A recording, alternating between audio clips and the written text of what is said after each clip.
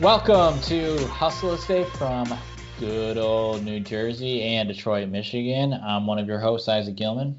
And I'm your other host, Ed Hendrickson. All right. What are we? Week what? Where are we at, dude? Week 11. Great question. I know. Week 11. I lost track. So what's going on with you, man? How are you coping? You are pretty deep into your boot camp now? Halfway through. Jesus. Yeah, halfway through. So this is week 6 of the boot camp. And it's a 12-week program. Ends on exactly a month from today. So 4 or 5 weeks from today. It's pretty crazy to think that you've been doing it the whole time during this. Yeah, even though it's a 6-week program, it's technically really only like 10 weeks in person. There's a 2-week period to get like up to speed. But yeah, it is pretty crazy. You know, they actually recently, last week after we recorded our last episode, they had their CEO come in and talk about how, you know, basically with Michigan continues to push back their quote unquote reopening date. Although they do actually have a pretty, I don't know if it's the best plan in the world, but it is a plan. So it is a phased approach based on a number of criteria. Like the state is broken up into different quadrants. I think there's 6, and it's based on how, you know, basically population. So the more population, the more restriction or more check boxes, basically requirements you need to meet to quote unquote open back up. So like northern Michigan, which is the most rural areas, is like partially reopened. I think I talked about that. But like the Metro Detroit areas are not. And the CEO of the boot camp, or the CEO of the company that puts on the boot camp, basically came out and said, like, you guys are going to be remote the entire time. You know, that was never confirmed before. It was always like, we're going to start it out remote and we'll see how it goes. And I mean, it's not like this was a shocking announcement or anything. It was pretty like, you know, and you could say it was written on the wall. The writing's on the wall. The writing's on the wall, I guess. So yeah, it wasn't shocking, but he did confirm that basically. Yeah, you know, still going. We'll be remote the entire time. We'll meet employers remotely. A lot of emphasis on networking remotely, which I think is interesting and something maybe we, as we learn more about and get more practice with, we can talk a little bit about more here. They press a lot on LinkedIn being not just having a resume together, but having a LinkedIn presence. And that's something that I don't think I've done a great job with. I think I've done an okay job at it. Well, what does that mean to have a LinkedIn presence? So data means just having a good profile, like just having a profile, right? Yeah. So you know what? I think this is really relevant to our listeners out there is you should check out something called LinkedIn Sales Solutions. Just Google it. You can get a free score if you, and I just like pulled up the page myself just to look at it real fast. Or if you just like search like LinkedIn SSI, there's a business.linkedin.com website you can go to there, and they have this free LinkedIn score basically. And what it's all about is like what is your presence like on LinkedIn on a scale, I believe, of 0 to 100 or maybe 1 to 100. And they actually asked us to do this live while we were in like one of our what we call soft skills training. So it's not where we're learning any code. It's where we're learning things like, you know, resume building, networking skills, a lot of other things related to technology and working in the workforce, but it's not like coding based. And so I wasn't sure how this would be. Like, I think I've had a LinkedIn profile for a number of years. I mean, since pretty much grad school, maybe even since college, but definitely since grad school, just because it's always been a tool that has been talked about as like something to be useful, but I've never found it to be super useful. I found it to be like a professional Facebook, right? And I'm sure a lot of people feel like it's that. But I actually feel like Facebook's a little bit better almost because it's like feels more interactive. Like it's something that I'm going to, right? Like I'm going to go check Facebook. Like I don't think to check LinkedIn. I would if I was looking for a job. Yeah, but I think it depends on your industry, right? So like if you're trying to promote your brand, you know, and you have a lot more friends on Facebook, let's say, you might start on Facebook. LinkedIn, though, I think is really great in the sense that you can keep up with professional connections. I don't necessarily friend everybody that I work with, but I definitely link in with people that I work with. Does that make sense? Like I try to separate some of my professional and personal things with Facebook and LinkedIn. So like a blog post that I write, I may post it on my Facebook, but I will definitely post it on my LinkedIn. And so like my boss, I will connect with them on LinkedIn. I don't know if I'm friends with my boss on Facebook. And so anyway, going back to the workshop that I was in, so they talked a lot about, especially in like the COVID times where you might not be going to a networking event. I know you mentioned that in the past, and we should shout out, have been trying to like put together some virtual networking events. I had one this weekend. There you go. We'll catch up. We'll plug that in a second. Yeah, they talked about how it's like your LinkedIn presence is important. So they took you to this site, LinkedIn SSI, and you can get a free dashboard. And so actually when I checked last week, it was 51. A lot of people were typing in their numbers and it was like 7, 12, 22, 1. The guy and the woman who were running this program, they were up in the mid 70s. And I was at 51. So I was like, oh shit, like that's much better than I expect, but it's still, it's 51 out of 100. It's not that great. And mid 70s, like you felt was good. They said mid 70s is excellent. Yeah. So I just pulled mine up again. It's 60. So within a week, I've gone up 9 points. And it says in the top right corner, it's like top 8% of my industry SSI rank. So I guess I don't know if that's like, I don't know if that's technology or if that's just like all of SSI's ranking. I'm in the top 8%. I'm not exactly sure what that number is, but in my network alone, I'm in the top 17%. So, I'm way better than 75%, 80%, 83% of people in my network, but I still am not in the top. And I guess like what this boils down to is during these times, or my suggestion to you all the listeners out there is like, take a look at this because I think it's interesting. It's not that this does not mean you are bad at LinkedIn. I want to be very clear about that. I just think it's an interesting metric to think about, right? Like you may have really great, there's 4 categories here. Establish your professional brand, find the right people, engage with insights, build relationships. Some of this is algorithmic and, it's like if you like somebody's post, you know what I mean? And that might not matter, right? Like if you're building legitimate relationships, you may not need to like a post. You may have a message with somebody, and I don't know if like messaging with somebody and liking a post, how that's weighted in this. But it is interesting to think about like how is my general presence on LinkedIn? Is it bad, okay, or good? I look at it like that. It's like I think I'm okay to good. I'm not bad. I'm not bad to okay. I'm okay to good. I'm not good. I'm not good to great. And yeah, they talk a lot about like, reaching out to people. And while I'm not necessarily looking for a job, I am very lucky that I don't necessarily have to do that, I guess. I don't believe that you should ever stop looking, right? Like I think even if you're trying to start your own thing, cool, you should be then looking for customers.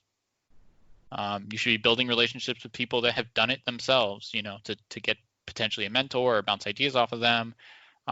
If you want to just stay corporate or in startups or whatever, you should always be looking for the next best thing, even if it doesn't turn up for 5 years. And so I've really thought a little bit about over the last week, like how not important LinkedIn is, because I don't think it's like the keystone. I don't think it's like the only thing you need to do, but I do think it's something that this is a good opportunity to refine it, right? If you're going to be inside and on the computer a little more often today, instead of going to Facebook, spending 10 minutes on Facebook, spend 10 minutes on LinkedIn. Do you have like a background image? Do you have a regular image? Do you have a headshot? There are so many like abilities to take a decent headshot, even if you live by yourself. Selfie, use a white wall or a dark, a simple background, take a selfie. There's plenty of tutorials online. YouTube has a lot of, and they made us like watch a YouTube video from a woman that does a lot of LinkedIn coaching, which is probably a crazy huge industry in and of itself. Yeah. So anyway, LinkedIn, check it out. Check out this LinkedIn Social Selling Index. Again, it's just Google search like LinkedIn Sales Solutions or LinkedIn SSI score. You can get a free score. It's very quick. You just hit get free score. You might have to I was sign able in. to even just do it. Okay. I clicked on get free score and it popped up. So I'm 60 out of 100 today as we record this. I was 51 a week ago. I would say that I'm on LinkedIn often, but I'm not posting as much as I used to. I used to post a lot more. As we were doing this like crash course, I did post something. I started updating my Facebook or my LinkedIn quite a bit, and it looks like it took me 9 points, increased my score by 9 points just from making one post, and I don't know, updating. That's pretty crazy that happened for you. That's pretty crazy. Check it out. So that's kind of what's been going on. I've been doing a lot of coding as well. Don't get me wrong, but I think for our listeners, this is like what I would take away is think about your LinkedIn during this time, whether you have a job or don't have a job. I know people that, by the way, have used LinkedIn for like job boards. Like they find it to be a very valuable job board site. I've never found it. I'm sure it is fine. Don't get me wrong, but I have found other ways to be more valuable. Like I look at the companies directly that I want to work for, and I do more of a manual search. But LinkedIn definitely seems to be a good starting point if you don't have much direction. I just think it's a good idea here. Like you said, why not? Why not? Be ready in all different aspects of your life, right? Something my mom always said to me, the best time to look for a job is when you have a job, right? So kind of what you were saying before, there's a lot of things to do with that. I think is, number one, you're probably more wanted because you have a job versus someone like, why don't you have a job? What happened? Yep. You don't have to battle that. And then on the other side of the coin, it's your confidence, right? When you go and look for a job without a job, you probably come off slightly more desperate versus when you have a job, you don't have to be so desperate. Whatever, you can pick, you can choose, helps you maybe land the best job for you. So I think that's good advice. To always be looking, and especially if you're unhappy at your job right now. There's nothing wrong with doing something like that. I think it's a good idea even for myself, right? Because like you said, if you work for yourself, it's okay. I could probably, reach out to some people on here and see if I can start raising some capital even, I bet. Like there's probably people on here who would be interested in doing that. But again, having a good LinkedIn would probably help. And, I actually have my LinkedIn pulled up here, and it's funny that you said pick a background. Like I didn't even realize that you could change that. Like I look at what that background is, and I'm just like, oh, I thought that was just the background. Like that was their background that they had. So it's pretty cool to even see that and think about that as well. So yeah. I think there's a lot of stuff you can do. I find myself, unfortunately, with LinkedIn, it's just kind of all about like as many friends as possible, and I don't think that there's really a benefit to that, but obviously it's an option. It's something that you can do, and I don't think it hurts, but I think I could use it for other things besides just trying to have more than 500 plus connections. Yeah, and I think there's definitely a lot of, how much time you spent setting up your LinkedIn and working on LinkedIn. There is a diminishing return point where, let's say you spend. I would suggest to a listener out there, like if you've never touched LinkedIn before, spend a few hours, 2-3 hours, like total, not in one chunk, although feel free to do that, getting set up. If you have a LinkedIn and you've used it a few times, your way around it, 30 minutes, 45 minutes, refine what you currently have on there and do that every 3 to 6 months. That's it. I wouldn't spend a significant amount of time on there every 3 to 6 months. I would go there regularly to, say hi to somebody or to connect with people. Like that's fine, but that doesn't take more than 10 minutes to do. Unless you're truly job searching and you're like, all right, I'm going to use this as a job board. Sure. But if you're, you have a job and you're trying to build a network and you're trying to, refine your current LinkedIn, like I wouldn't necessarily say spend more than an hour. This is, again, just like a resume, this is your foot in the door. The resume only gets you the phone call or the interview. it doesn't do the work for you. You have to do that. So by polishing up your LinkedIn, you're only doing like, let's say 10, 15% of the work. The remainder of the work is to, make sure not just what your LinkedIn says, but what you're going to talk to somebody about, what value add you can do, or you can bring to a company or to an organization or to a person or whatever you're trying to accomplish. Those are things that you need to spend other time on. I also think it's a good idea from a standpoint of, it's like a business card in some sense. You know what I mean? Yeah. If you're out trying to start a business or meeting people, I know plenty of people who don't even own their own business and have a business card just for like, kind of like for what you were doing. I don't know if you did this, but like when you go out, you were looking to network a different area than where you were working. You could have created a business card and just been like Isaac Gilman, like learning, like looking to learn more, whatever. Like it didn't even have to say that, but it's just like Isaac Gilman, email address, phone number. Like they're like, do you have a business card? You're like, yeah, there's no business, it's generic, but it's just a good way to, have something for yourself. And right. Quite frankly, a lot of people who want to know anything about you, they're going to pull up like, oh, who's Isaac Gilman? They're just going to go home and Google Isaac Gilman.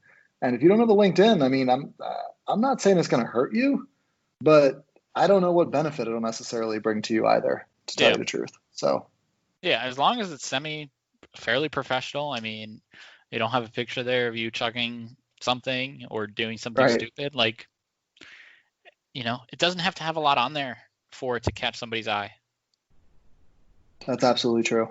So how you talked a little bit about your networking event. How'd that go over the weekend? It was actually pretty cool. It really hit me as to why I'm doing this. So I signed on and I had two people. I'm on Zoom and you can see one person, you can't see the other. And I actually spoke to a guy who was from Tokyo. He was in Tokyo at the time. And he wanted to learn about like real estate in the United States. Nice. So there was another guy on the call. Yeah, it was awesome. And I had another guy on the call who had been to the live event actually. And just like a very simple thing, I think that this pays dividends. Like I gave the guy a ride to the light rail. He was leaving, we were walking. He was like kind of just following me to my car as we were chatting. And I was like, hey, where are you headed? I don't want you going too far in the wrong direction. Like for me, I'll stop and talk to you at a corner. And he said, no, don't worry about it. I got to head to the light rail. I said, listen, hop in the car. We'll go. I'll drop you off. We can chat a little bit further.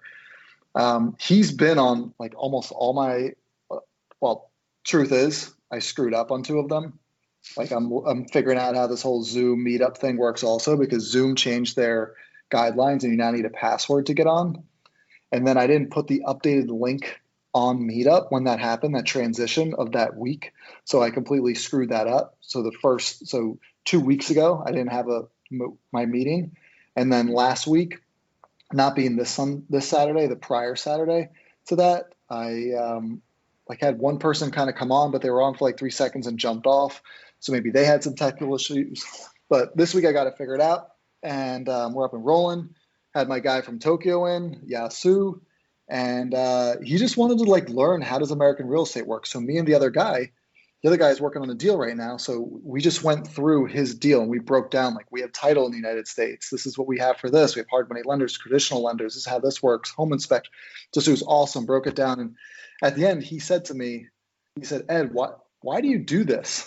Because he realized in some sense, like he's like, I'm in Tokyo. Like you're not getting anything from me theoretically. And who knows, right? But I said to him, I was like, honestly, like it's a little bit of a branding for me. Why do we do the podcast, right? I think that first off, I truly enjoy hanging out with you every Tuesday night and chatting, but it's a little bit about at some point having content, having a brand behind you. Like we do this podcast every week. I'm doing my networking. I just want to help people. I want to put information out, how I can help. And I would say that I'm doing it to help me with my business, but I'm also not at the same time, right? I don't think that I'm going to get a loan necessarily from one of our listeners. Maybe one day if we have a huge amount of listeners, but maybe a listener hears and says, hey, listen to, Hustle Estate to a friend. And that friend comes out and goes, oh, I'm thinking about doing hard money. And maybe they tell a friend, like I told them it was kind of like that. Like I said, you might not do a deal. Chris might not ever do a deal, but Chris might tell his friend, and maybe in 9 months, Chris is like, oh yeah, I've been going to Ed's meetup. Like, who am I going to get a hard money loan from first? Ed. We talk every week. He's got a networking event, and it kind of circled me back to the saying that this guy in one of the networking groups I go to, and his networking group's logo is, or like motto is, seek to serve.